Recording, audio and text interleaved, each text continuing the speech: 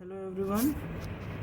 आज हम लोग क्या कहते हैं कि एक्सरसाइज सेट 1.2 सॉल्व करेंगे और डेली मैं आपके लिए क्वेश्चन सॉल्व करता रहूँगा। अच्छे अच्छे क्वेश्चंस जो आपको एग्ज़ाम्स में पूछे जाएंगे और आपका कंसेप्ट क्लियर रहेगा तो कंपटीशन में भी आगे ये काम आता है।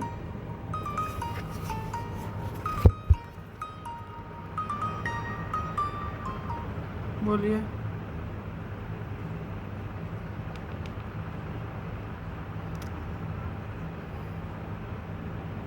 ठीक है ये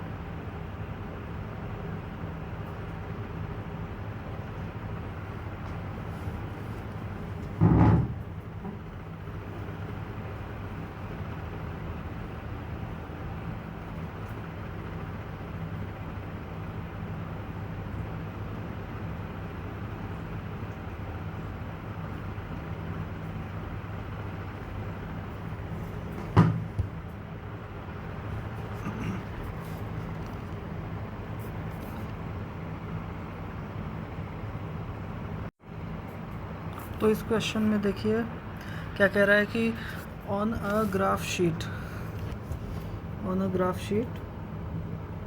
क्या है on a graph sheet mark the X axis. क्या मार्क करना है? एक्स एक्सिस और Y axis and the origin. ये मार्क करना है ग्राफ शीट पे। तो आप इधर देख सकते हैं एक्स एक्सिस ये है, वाई एक्सिस ये है और ओरिजिन आपको पता है हमेशा सेंटर पे होता है 0,0, जिसे ओ से मैंने डिनोट किया है ओरिजिन। और क्या कहते हैं कि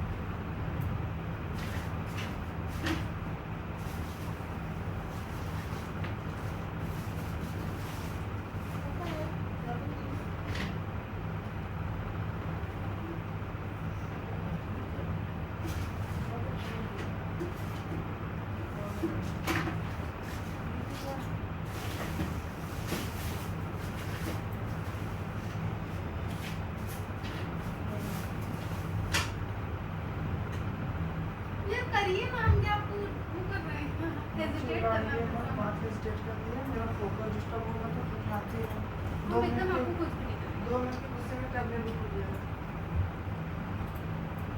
ठीक है, मैं आप करिए। नहीं खाइए। ले लो जाओ। अरे खाइए यार, दिमाग मत खराब करिए, मेरा वैसे भी मूड नहीं सही है।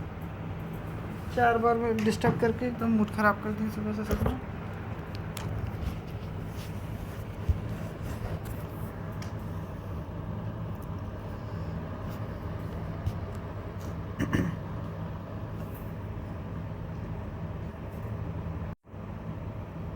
तो मार्क द पॉइंट्स, क्या मार्क करना, -7,0 फ्रॉम कहाँ से, -7,0 to 13,0। Where's -7 on X axis, ये है आपका -7, ये point -7,0। Let's say this point is P।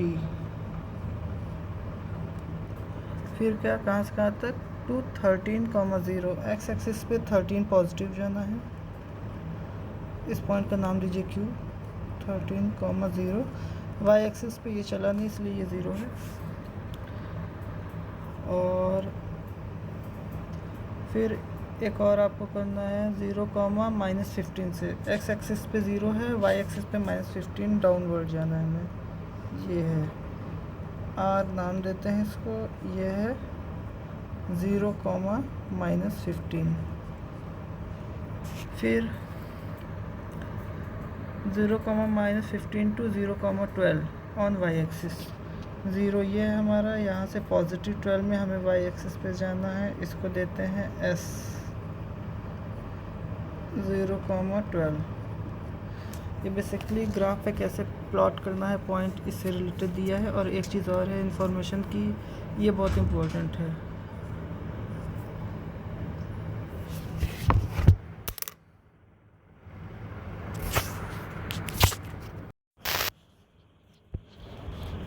तो ये PQRS हो गया। अब इसको हम लोग कनेक्ट करेंगे ये पॉइंट से।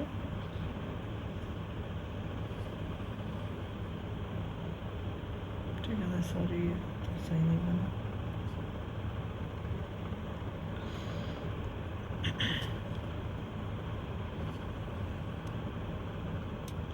ठीक है, अब ऐसे Q से S को कनेक्ट करना है।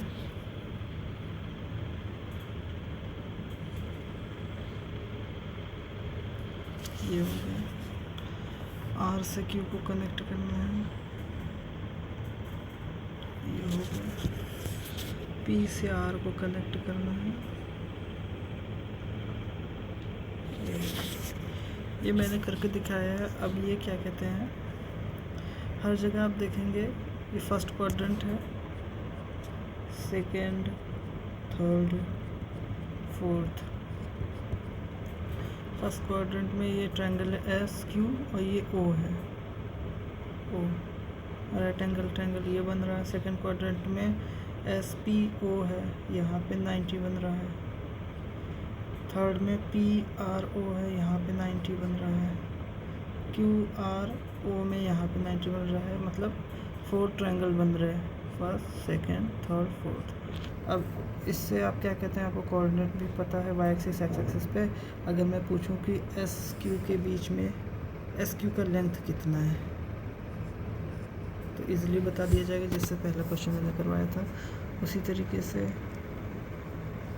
PS का भी बता देंगे आप, PR का भी बता देंगे आप, और क्या कहते हैं कि RQ का, समझ गए। तो ये मैंने ऐसे ही प्लॉट करके आपको दिखाया कि कोऑर्डिनेट कैसे प्लॉट करना है ग्राफ पे। और ऐसे क्वेश्चंस बन सकते हैं कि जिसमें आपको यहाँ पे पॉइंट PS का, SQ का, ये सब के बीच का लेंथ पूछा जा सकता है। वो पहले की तरह ही सॉल्व होगा ईजिली।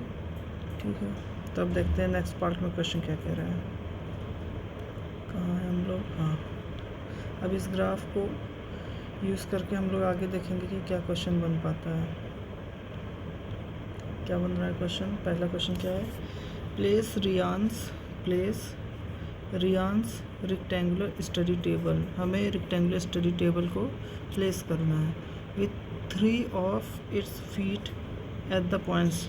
उसके जैसा कि हम लोग जानते हैं स्टडी टेबल में 4 फीट होता है, 1 2 3 4।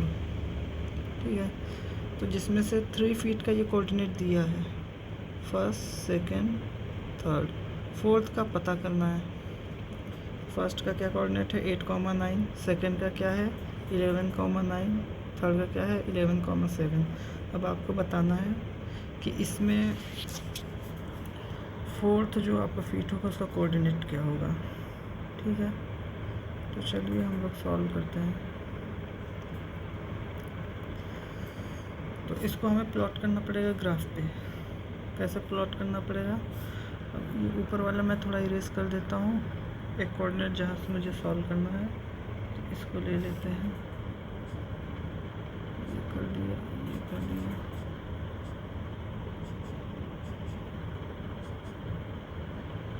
ठीक, अब इसको मैं यहाँ पे इरेज कर दे रहा हूँ। जो मुझे समझाना था समझा चुका हूँ आपको। अब क्वेश्चन नेक्स्ट इस पे करना है हमको, इसलिए इस ग्राफ को मैं इरेज कर रहा हूँ। चलिए, क्या कह रहा है कि आपको एक स्टडी टेबल प्लेस करना है 8,9 पे। अब देखिए एक्स एक्सिस पे 8 कहाँ है, यहाँ पर है 8, और वाई एक्सिस पे 9 कहाँ है, यहाँ पर है। तो मतलब पॉइंट यहाँ पे मेरा पड़ेगा, लाई करेगा। ठीक है, 8,9, ये 8,9 है। एक्स एक्सिस पे 8 है, वाई एक्सिस पे 9 है। ठीक है, अब क्या है, सेकंड क्या है 11,9 है। एक्स एक्सिस पे 11 और वाई एक्सिस पे 9, तो ये पॉइंट मेरा बनेगा,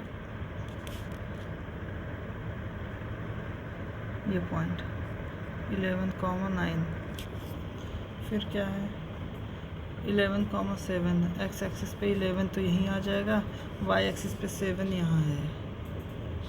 ठीक है, ये पॉइंट है 11,7।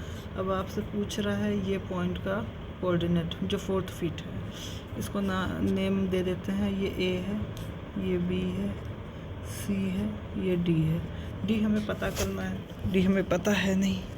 पता करने का तरीका क्या है, ये देखिए, ये पॉइंट एक्स एक्सिस पे कहाँ लाई कर रहा है, ऐसे ऐसे करके आए 8 पे, तो एक्स कितना होगा 8, और वाई एक्सिस पे कहाँ पे लाई कर रहा है, ऐसे ऐसे करके गए 7 पे, 8,7 इसका कोऑर्डिनेट होगा। ठीक, 8,7, तो point D that is 4th feet of study table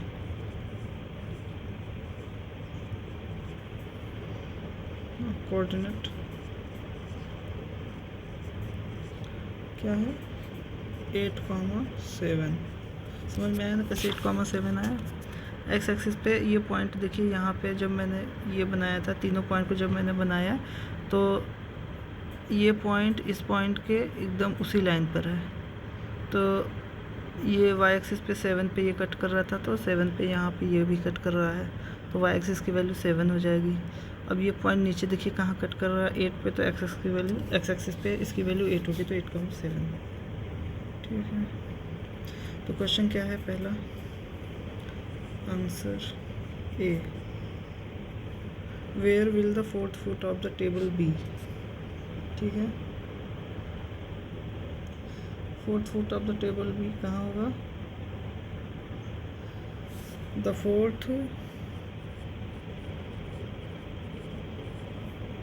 foot of the table is at point D 8,7। ठीक है, ये हो गया। सेकंड क्वेश्चन क्या है, is this a good spot for the table. So जैसा कि हम देख रहे हैं, yes this is a good spot, this is good spot. क्यों है, because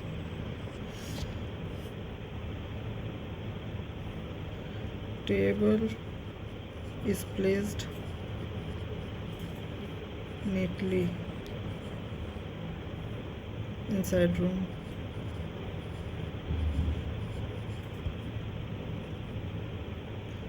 It doesn't block.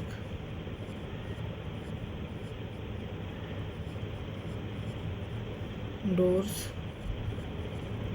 और pathways. ठीक है, ये हो गया. What is the width of the table? अब टेबल का width हमें पता करने के लिए ये देखिए, ये टेबल बन गया. ये मेरा टेबल है.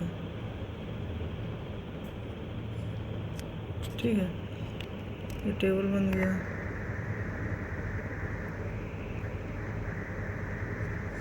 थोड़ा इसको डार्क कर दूँ ताकि समझ में आए. टेबल बन गया. अब पहले मैं बता चुका हूँ, अगर इसका विड्थ पता करना है तो इसको एक्स एक्सिस पे ये दो कोऑर्डिनेट के बीच का डिस्टेंस देखना पड़ेगा.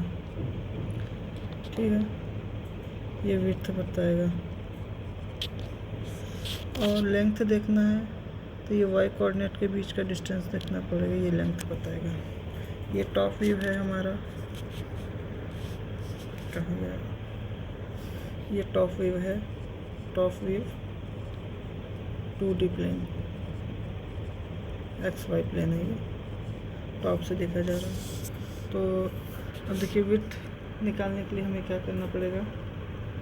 विड्थ निकालने के लिए अब इसका कोऑर्डिनेट यहाँ नीचे लिख लेते हैं.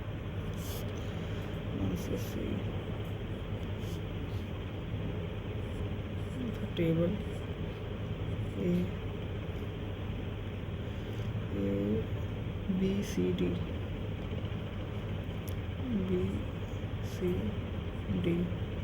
ए कितना है? 8, 9, 11, 9, 8, 9, 11, 9, 11, 7 और ये डी आया है हमारा 8, 7. सो विड्थ फाइंड करने के लिए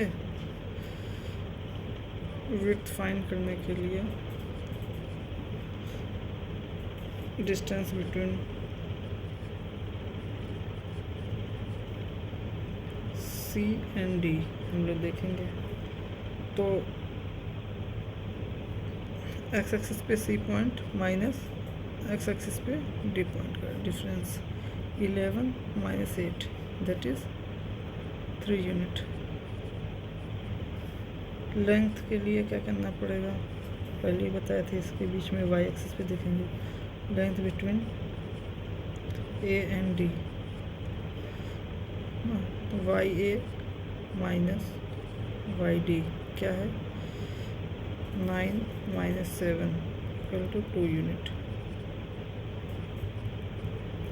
ठीक है, तो हमें विड्थ ऑफ द टेबल पता चल गया.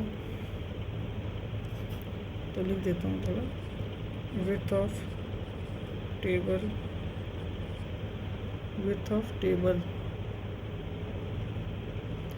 is 3 unit. Length of table is 2 unit. Height से रिलेटेड भी क्वेश्चन पूछा है. Can you make out the height of the table? तो इसके लिए हम लोग लिखेंगे कि height of table can not be determined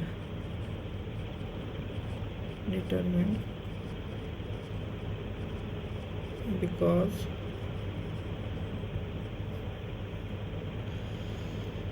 it is only top view. It is only top view, that is 2D diagram, not vertical dimension, not vertical dimension. तो इसलिए इसका हाइट नहीं पता चल सकता। 3D होता तब हाइट पता चलता। समझ गए? अब इसका नेक्स्ट क्वेश्चन देखते हैं क्या है। If the bathroom door hinged at B1 and opens into the bedroom, will it hit the wardrobe? Are there any changes you would suggest if the door is made wider? ठीक है, तो ये तो question है कि अगर door आपका क्या कहते हैं कि वाइडर बना दिया जाए तो क्या आप कुछ सजेस्ट करेंगे, कोई बदलाव उसमें आएगा? ठीक है, देखते हैं। पहले देखते हैं कि आपका बाथरूम का डोर है कहाँ। B1 एंड B2 पॉइंट पे है। ये है B1, ये है B2। कोऑर्डिनेट लिखना हो तो क्या होगा, सपोज ये 1.5 है। ठीक है, तो इसका कोऑर्डिनेट हो जाएगा 0,1.5। वाई प्लेन पे 1.5 चला है, एक्स एक्सिस पे 0 पे है। इसका हो जाएगा 0,4। ठीक है, अब ये जो डोर है हमारा बाथरूम का, ये इसमें क्या करना है कि ये डोर का लेंथ हमें पता करना है। तो हमें पता चल जाएगा कितना बड़ा डोर है। ठीक है, विड्थ पता चल जाएगा। तो कैसे पता करेंगे, वैसे ही जैसे पहले करते थे। सॉल्यूशन क्या है, विथ पॉइंट B1 मिल गया हमें कोऑर्डिनेट 0,1.5 एंड पॉइंट B2 क्या है 0,4। ठीक है, अब क्या हुआ, विड्थ ऑफ बाथरूम डोर हमें पता करना है। Width of bathroom door, that is distance between B1 and B2। तो ये y एक्सिस पे है तो y2 माइनस y1 हो जाएगा coordinate, that is 4 minus 1.5 equal to 2.5 unit. ठीक है, वार्डरोब जो था हमारा पहले स्टार्टिंग से हम लोग सॉल्व करते हैं। Wardrobe is 3 unit from origin. दिखा भी देता हूँ कैसे। वार्डरोब है ये W1 W2, ये वार्डरोब है, ये ओरिजिन है। तो यहाँ से ये 3 यूनिट से स्टार्टिंग है ना, तो 3 यूनिट अवे है कहाँ से, वाई एक्सिस से। ठीक है, तो वही मैंने लिखा है। Wardrobe is 3 unit away from origin, that is 3 is greater than 2.5 unit. So if the door is hinged at B1 and open into bathroom,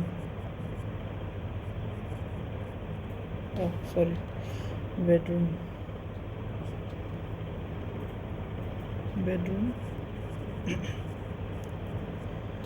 it will